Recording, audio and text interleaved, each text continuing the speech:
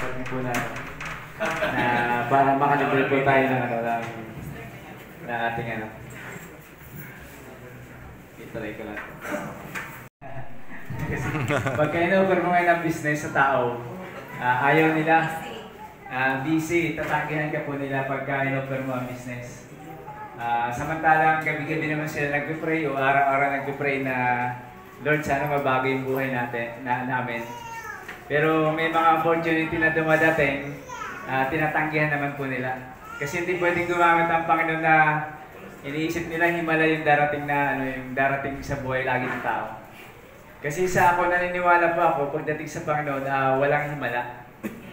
Katulad sa Bible, di ba, sabi, yung unang ginawa ni Jesus Christ na himala yung alak, yung tubig naging alak. Sa akin po, hindi po yun himala eh. Tunay po yun. Kasi hindi hindi saklaw ang Panginoon Diyos ng oras at time natin. Sa time natin, yung pinakamasarap na alak, sabi, 30 years bago sumarap. Pero ang the spot, yung araw na yon, pinakamasarap na alak na nagawa ng Panginoon. Kasi walang himala sa Panginoon. Realidad lahat. Kaya tayo ngayon, dito tayo po ngayon, na ma-share itong business na ito na isang opportunity na dumating sa akin. Actually po, ayaw ko po ito i-share sana. Sinarili ko po ito muna. Kasi gusto kong makita. Ang dami ko na po kasing ayan, may mga team ako dito na nakapasok. Marami kaming mga napagdaanan. Talagang halos hindi kami kumikita. Halos laging talo. Parang lang rin, parang nagbubukid lang rin po kami na merong panalo, merong talo. Pero at least ngayon, ito nung nakita ko po ito, mamaya po may papakita akong video sa inyo na kasi sa ganitong uri ng business, ang hirap po i-share sa mga tao na kasi investment type. Pero sabi nga sa akin ng may-ari dito, yung investment na to, hindi ito katulad yung investment na walang pinagkukunan yung mga may-ari. Walang source paano kumikita yung pera. Kaya ito nung nakita ko ito, sinabi sa akin ng team ko, yan ang una kukunin ko dito yan si Ma'am Alma. Zero to po siya dito sa Occidental Mindoro. Siya yung sabi niya, i-share mo na yan para ma-share sa lahat. Sabi ko, ayaw ko po sana muna kasi inaalam ko po muna lahat. Ayaw ko nang pumasok sa isang business na magkakamali na naman ako. Kasi nakakadala na po. Kaya sino po ba dito yung ilang beses lang na business na pinasok pero laging talo? Halos lahat halos lahat tayo talo. Pero dito po, sinisigurado ko sa inyo, mga patunay na kami dito, mamaya ipapakita ko yung mga patunay na talagang sayo at sa gusto mo kikita ka. Yun naman ang gusto ng mga tao. Di ba po? Na araw-araw, sabi sa akin ng may-ari, kung magkano yung ginagastos mo sa loob ng isang buwan, dapat tapatan mo yung pwede mo expenses sa loob ng isang buwan. Dito sa business na to, walang magaling. Walang magaling, lamang dito yung may pera. Pwede kaming, halimbawa, kahit ako yung mauna at merong pumasok na mas may pera, pwede ako pataasan. Lamang yung may pera dito, baka pala ng pulsa. Kaya si Sir Chody, baka may 2 million daw na nilalagay. Yan po, umpisa na po natin. Ang pangalan po ng company, BG Wealth Sharing po. Ang nag-start po ang company noong August 2022. Almost 3 years na po siya mahigit. At ang company po ay nakakontract po ito ng 10 years. Every 10 years, 30 years, every 10 years, renew lang po siya. Ang ating company ay from US, Colorado. Yan, makikita dito mamaya. Uy, extra. Yan po nung inawardan ako. Yan, ito po yung may-ari. Yan si Sir Stephen Bird. Isa po siyang analyzer. Yan, kung nakita nyo sa video kanina, andun po siya na pinag-aralan niya mabuti ang trading. para ma-share niya sa mga tao. Medyo malabo kasi, no? Dito sir, try mo dito. Yan po yung ating may-ari, si Sir Stephen Bird, isa po siyang analyzer. Pinag-aralan niya po yung trading para ma-share niya at may bahagi sa atin yung ating business. Yan, ito po yung natin, yung atin pong mga legalities. Ang BG Wealth po ay nakakontract po ito kay DSJ Exchange.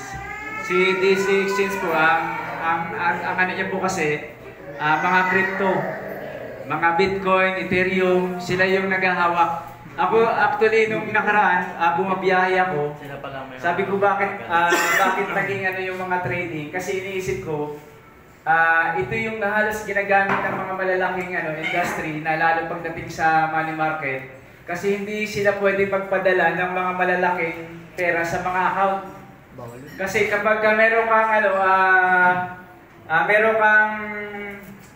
tawag dito, yung wallet address, kahit ilang bilyon kayang ipasok. Hindi katulad ng mga bangko na kapag ginamit mo yan na ipasok, pwedeng ma-question ng mga bangko. Halimbawa sa atin, nagkakaroon ng mga money laundering, di ba? Kumbaga siyempre, ginagamit nila yung trading o yung bumibili ng mga dollar para dollar to dollar ang transaksyon.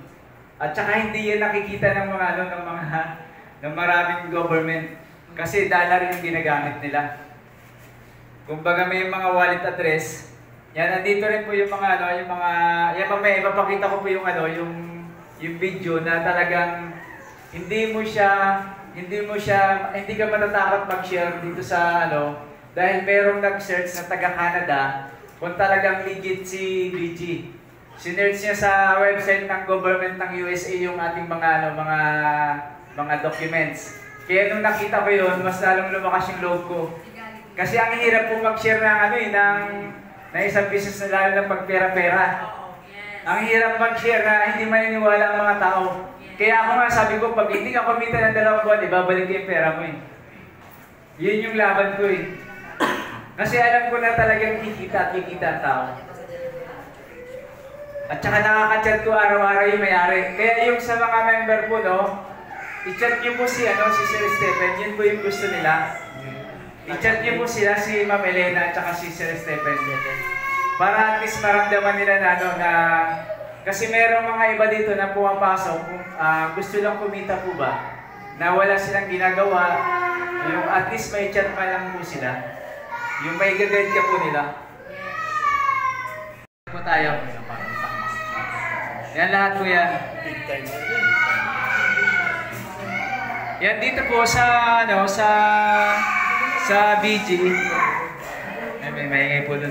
Sa BG po, meron tinatawag na once na nakakapag-share ka, meron siyempre, hindi mawala po yung tinatawag na sponsor. Yan, halimbawa, kapag nakakuha ka may nag-invest sa atin ng $300, yan, meron tayong papasok na $15 sa nag-invite. At sa pumasok naman, meron kagandaan, may rebate po kagad. May rebate ka ng $15 din sa pumasok. Hati po kayo. Ngayon, kapag ka $500, yan, nasa po yan, mga nasa 30 siguro, mga 30,000. Yan, meron kang $25 sa nag-invite at may rebate din na $25 sa in-invite. Plus may bonus trade ka na 6 signal pag sa 500. Sa 1,000, ito mas malaki po ito. Yan sa nag-invite, meron kang $100. Sa pumasok, merong rebate na $50. Plus parehas kayong may 12 signal bonus. Na ibig sabihin, everyday may 6 na trade po kayo. Everyday, 6 na trade yung pwede nyong i-trade. Kaya ang 6 na trade na yon sa isang araw, pumapatak yan ng mga nasa $38 ang daily. Hindi na masama po yun sa nag-uumpisa. Kaya ako nga po dati, nung naunawaan ko po ito, yung mga team ko, sabi ko, huwag nyo na pasukin yung $300. Kasi after 1 month, mababalik din naman yung pera nyo. Kumbaga double your money. Yung pera mo inilabas, talagang babalik at babalik. Yun po siya. Yan sa $5,000, ito gusto nang pasukin ng asawa ni Ma'am Alma, no? Sabi niya, kinukwento sa akin ni Ma'am Alma kaysa nagpupuyat daw si Ma'am Alma sa gabi. Tapos magkano lang yung kinikita? Nasa $38 lang isang whole day. Eh, yung asawa niya, kinampit na nila, laki pala pag $5,000. 19,000 a day yun. No, 19,000 a day. Todo 5,000. Birin niyo po, Sa araw. ako po nung nakita ko, actually nanahilig pa ako sa network nung inaral ko na ito, kasi nung naisip ko, yung sinasabi nila pag nasa network ka, makakuha mo yung time freedom. Sa totoo, nung nakita ko yung network, walang time freedom. Stress po talaga. Kasi yung tinatawag na time freedom, halimbawa ako networker, araw-araw wala ako sa bahay, nagne-network ako, di ibig sabihin, hindi ko kasama yung pamilya ko, hindi ko ma-enjoy yung tinatawag na time freedom. Dito po, pag malaki na yung income mo, kahit biri mo pupunta ka sa ibang bansa, nagtitrade ka lang, ando ka sa ibang bansa, kumikita ka, sinusundan ka ng pera kahit saan ka punta. Yun yung tinatawag na time freedom. At merong mga nag-invite doon, merong mga pumasok, meron pa kayong bonus sa company. Halimbawa, si ma'am pumasok ng $2,000, nag-gathering na ganito. Plus may pumasok na another $3,000. Meron si ma'am doon na 5%, yun ang pag-gathering. Meron kang additional bonus ayun po, meron kang, halimbawa, na-accumulate mo yung $5,000, meron kang income na $250. Ganun po siya kaganda. At saka kagandahan, yung gathering nyo, wala kayong problema. Sagot ko po yan. Sagot ko po yan. Sagot yan ang company. Iyaman ang company natin. Yan po, no, sa mga, kapag pinasok mo itong business na to, kung gusto niyo pong magkaroon ng dividend sa company, at tinatawag po doon manager. Pagka nakahanap po kayo ng 5 tao sa under nyo, meron na po kayong, tatawagin na po kayong manager sa company. Yun yung nakita nyo po kayo na sa picture, yung una, yung kanina doon. Nakalima po ako, meron akong additional bonus na $100. At ang kagandahan po doon, every 10 days, meron na akong sahod sa company.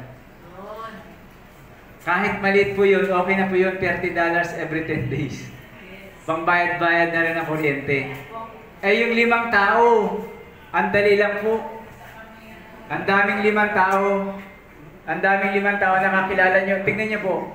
May mga, ang daming mga kaysa yung pera nyo naka-stack lang sa bangko, pwede nyo ipasok dito. Ipapakita ko po mamaya sa inyo yung simulation mamaya. Ng 5, ayan po siya. Meron kayong $30 every 10 days. Plus additional bonus sa $100. What if yung 5 nyo na nakuha, tulungan nyo na maghanap lang ng tigli 5? Magkano na po yan? May 25 kayo sa under nyo. Meron kayong $150 every 10 days. Kinumpute ko sa peso na sa 25,000. 25 lang na tao. Kahit wala nang pumasok doon, buwan-buwan kikita ka ng 25,000. Kahit wala na mag-invite. Sure na yun. Pwede ka nang kumuha ng sasakyan ng sedan kasi may 25,000 ka na monthly. Sure na income. 25 lang na tao sa under mo. Ay what if yung 25 nagpasok ng tigli 5? Di meron kang 125 people. Magkano po yan? Nasa $500. Eh, 3 cycle po yan. Meron kang 1,500 plus bonus na $800. Magkano po yun? 1,500. Papapit nga ma. Pwede nang pang SUV po yun. Nasa 85,000 po yata yun, no? Ano yun, sir? $150. Ay, 450. Times, ay 1,500. 1,500 times 57. 85,000. O yan, pag narating ko yung 125 na team ko, pwede na maglabas ng sasakyan. Kasi may magbabayad, sino? Si BJ. Yung kinikita ko sa trade, akin yun. Oh, ipon ko yun. Eh yun, ang nagbabayad, yung company. Plus, pwede pa ako maging speaker dito. Yun ang kagandahan. Yung sa mga gusto maging speaker. Pag may 25K sa under nyo, may sahod kayo sa company na $20,000 per month. Magkano yun? Nasa 1.1 million every month. Basic. Sino yung mga 25 lang na tao sa under nyo?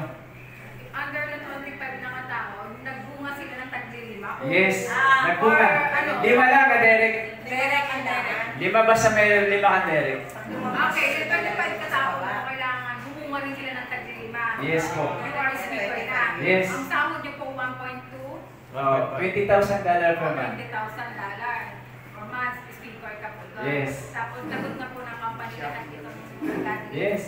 Tapos po, ang registration po magkano po? Ang investment, $300. Pataas. $300 equal ka peso po ilan? Nasa 7. Magkano? 718. 18. O sa tama, mga 18 na lang. 18,000. O 18,000. Tapos ilang trades po yan sa mababang minimum. Tapos, yung mas maanin, yung sinasabing anin, $500. $500. $500 ang in-invest. Mag-invite man o hindi, kikita. Yes.